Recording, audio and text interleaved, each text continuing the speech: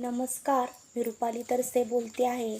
तर मी आज रामवंशाली रामांच्या वंशावलीमधले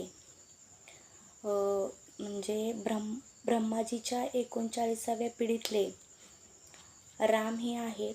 तर मरीची हे ब्रह्माचे मानसपुत्र आहेत. तर त्यांची माहिती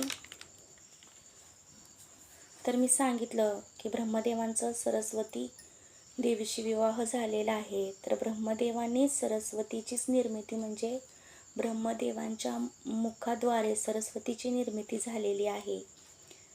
तर त्यांचे मनु, ब्रह्मदेव आणि सरस्वती देवी यांचा जो पुत्र आहे तो मनु, आणि त्या मनुंचीच आपण इथपर्यंत आलेलं सनातन धर्म आहे.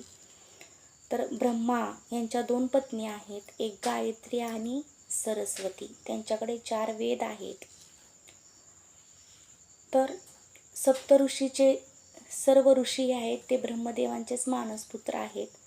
तर ऋषी मरीची यांची कहाणी जी ब्रह्मांडाची रचना झालेली आहे किंवा उत्पत्ती झालेली आहे, सुरुवात ही ऋषी मरीची यांच्यापासूनच झालेली आहे.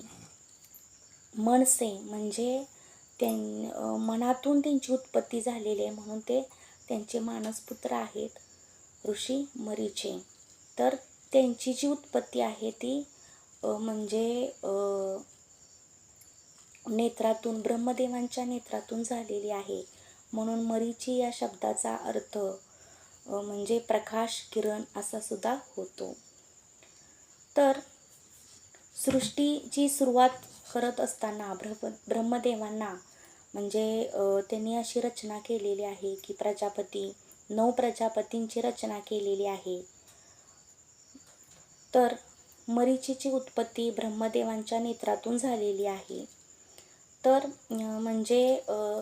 मी त्याचा अर्थ सांगितलेला आहे. तर जे सप्तऋषीमध्ये एक आहेत ते मरीची ऋषी. तर अष्टप्रकृतीमध्ये सुद्धा ते एक आहेत. ब्रह्मांची जी पोती आहे, नात आहे ते बघा, कर्दम यांची कन्या कला बरोबर त्यांचा विवाह झालेला आहे आणि मरीची यांचा विवाह झालेला आहे आणि त्यांचा पुत्र हा ऋषी कश्यप आहेत. तर त्यांची पत्नी ऋषी कश्यप यांची पत्नी बघा 2 आहेत, सांबहुती आणि